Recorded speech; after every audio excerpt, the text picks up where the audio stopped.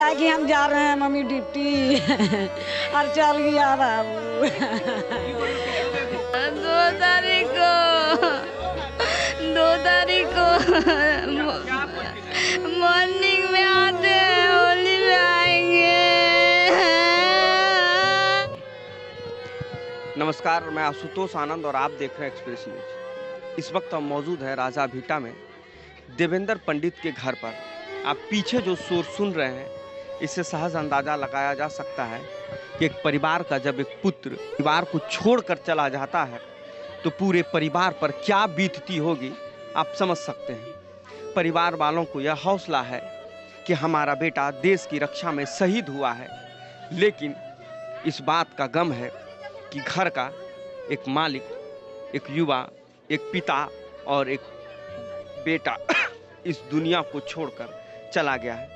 बता दें कि देवेंद्र पंडित के पीछे 2 पुत्र हैं उनके, जो अपने पीछे वो छोड़कर गए हैं और आप देख सकते हैं कि पूरे घर में शोक का माहौल है। आप देख सकते हैं कि हमारे पीछे उनका पूरा परिवार है, उनकी माता है।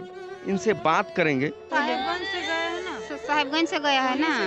हाँ, मंगलवार को अंतिम बार अपने पुत्र से कब मिले थे आप? अंतिम दिन है मंगलवार को सुबह। क्या बोल के गया था? क्या बोलता है कि हम जा रहे हैं मम्मी ड्यूटी और चल गया बाबू। ना बोला खाली आएंगे मम्मी और चल गया। होली में आगू तो बोले होली ना मटिना ना बोलो को। आप देख सकते हैं कि पूरा परिवार जो है वो शोक में डूबा है और कुछ दिन पहले ही यहाँ से गए हुए थे और आज फिर वो आए हैं, लेकिन एक अलग रूप में। पूरे परिवार को देख सकते हैं, उनकी पत्नी है और 2 बेटा अपने पीछे वो छोड़कर गए हैं। देख सकते हैं कि 2 बेटा वो अपने पीछे छोड़कर गए हैं। क्या नाम? राहुल आनंद।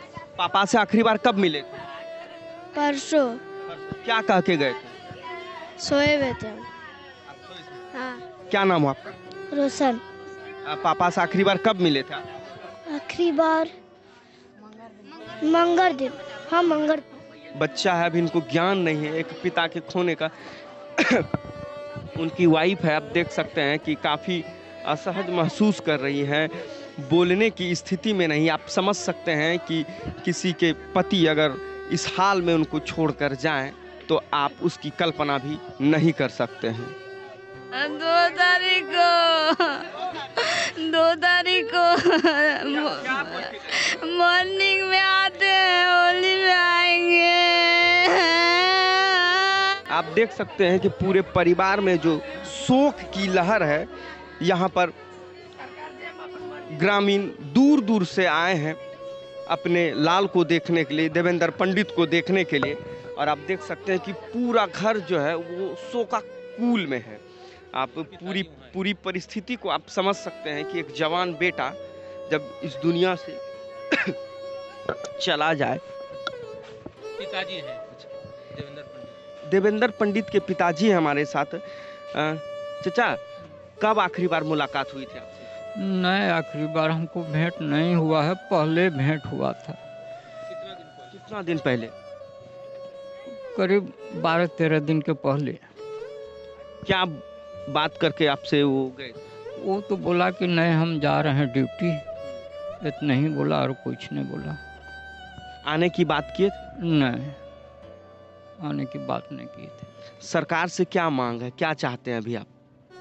उनका बाल बच्चा जैसे पाले, पढ़ाई लिखाई होना चाहिए।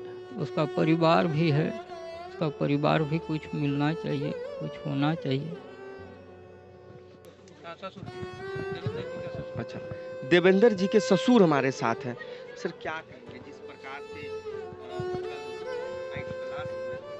शहीद हो गए, क्या कहेंगे? ये कहना चाहता है कि सरकार को कड़ी से कड़ी कदम उठाना चाहिए ताकि किसी के पिता, किसी के पति, किसी के पुत्र से ऐसा घटना न हो और उन बच्चों को उच्च शिक्षा के लिए सरकार व्यवस्था करे, उसके परिवार के लिए भरण पोषण के लिए अच्छी व्यवस्था करे।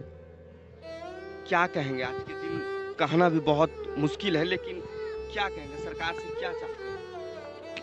कहेंगे बाल बच्चा का जिस तरह पढ़ाई लिखाई हो, उसका परिवार का भरण पोषण, नौकरी, पैसा, देखभाल सरकार करे।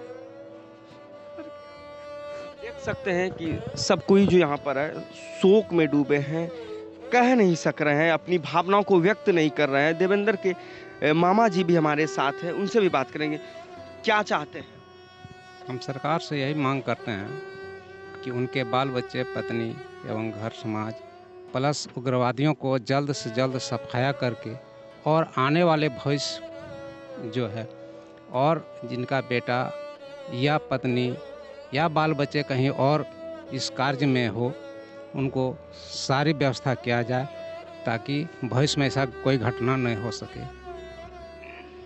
आप देख रहे हैं कि साफ तौर पे एक ही चीज़ पूरे परिवार का कहना है कि देवेंद्र पंडित जो अपने पीछे 2 पुत्र को छोड़कर गए हैं, उनकी देखरेख और उनकी पढ़ाई की पूरी जिम्मा जो है वो सरकार को लेनी चाहिए, ताकि आगे भविष्य में इन लोगों को कोई दिक्कत ना हो।